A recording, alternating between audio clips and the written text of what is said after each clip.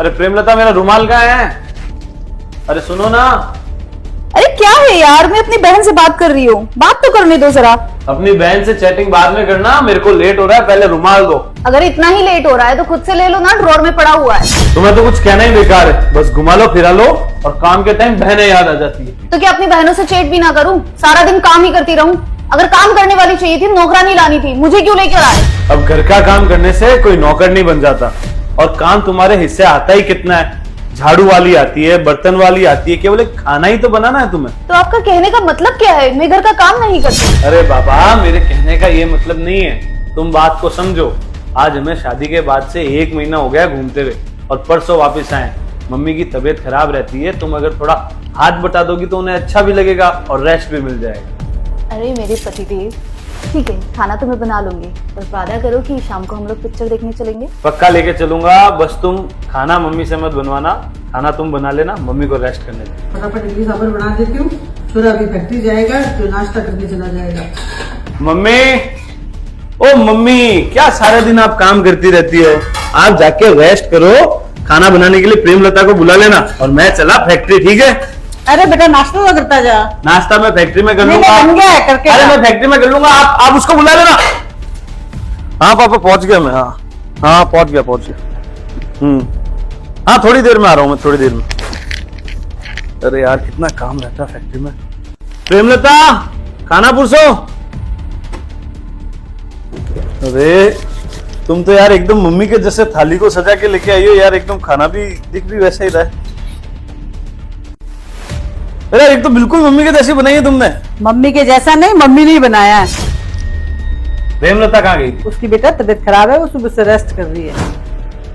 तबीयत खराब होना केवल बहाना है मम्मी। इनको इनके घर वालों से पूरे दिन बात करवा लो, पिक्चर दिखवा लो, घुमा लो फिरा लो, अपनी बहनों से बात करवा लो, अपने दोस्तों से बात करो, तब इनकी तबीयत खराब नहीं होती है। बस एक खाना बनाना होता है ना, तब इनकी तबीयत खराब हो जाती है। नहीं बेटा, उसकी सही में तबीयत खराब होगी, वरना ऐसे नाटक कौन करता है? अरे मम्मी, आजकल की लड़कियों को आप जानती नहीं हो। सुबह तो अच्छी भली अपनी बहनों से चैटिंग कर रही थी, शाम को पिक्चर देखने की बातें कर रही थी, बस खाना बनाने के टाइम इसकी तबीयत खराब हो गई। वो आते ही होंगे, जल्दी से तैयार हो जाती हूँ, मूवी देखने भी जाना है। आज उनसे कह दूंगी कि खाना भी बाहर ही खा। अरे आ गए आप, चले मूवी देखने? मूवी तो देख लेते हैं, मगर तुम्हारी तो तबीयत खराब थी।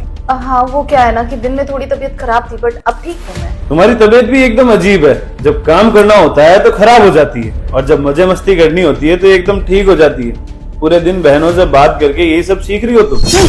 मेरी बहनों को बीच में लाने की जरूरत नहीं है। और तुम्हें क्या लगता है मैं नौटंकी करती हूँ? मेरे पापा ने मुझे यहाँ खाना बनाने के लिए नहीं भेजा है। अगर इतना ही शौक है ना तो किसी नौकर को रख लो खाना बनाने के लिए। नहीं नहीं, तुम्हें तो यहाँ पे ऐशो आराम करने के लिए भेजा है, सास ससुर पे हुक्म चलाने के लिए भेजा है, पूरे दिन अपनी बहनों से बात करने के लिए भेजा है, पूरे दिन मोबाइल चलाने के लिए भेजा है, अपने घर वालों को मेरे घर वालों की बुराई करने के लिए भेजा, और इसके बाद भी टाइम बच गया तो बीमारी का नाटक करने के लिए भेजा है। हर बात पर मेरे परिवार वालों को बीच में लाने की जरूरत नहीं है। उन्होंने तो बहुत अच्छे से शादी करी थी मेरी यहाँ पर उन्हें क्या पता था कि तुम लोग एक नौकर तक नहीं रख सकते खाना बनाने के लिए, भिखारी कहीं के। प्रेमलता, अपनी औकात में रहो, भूलो मत तुम किससे बात कर रही हो।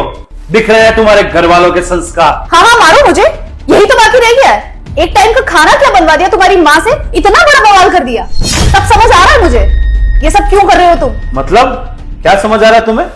जरा मुझे भी तो मालूम पड़े कि तुम्हारे इस गंदे दिमाग में चल क्या रहा है। गंदगी मेरे दिमाग में नहीं, तुम्हारे दिमाग में है। सब समझ आ रहा है मुझे परेशान कर मेरे पिताजी से दहेज मांगना चाहते हो। दहेज? कितनी घटिया सोच है तुम्हारी।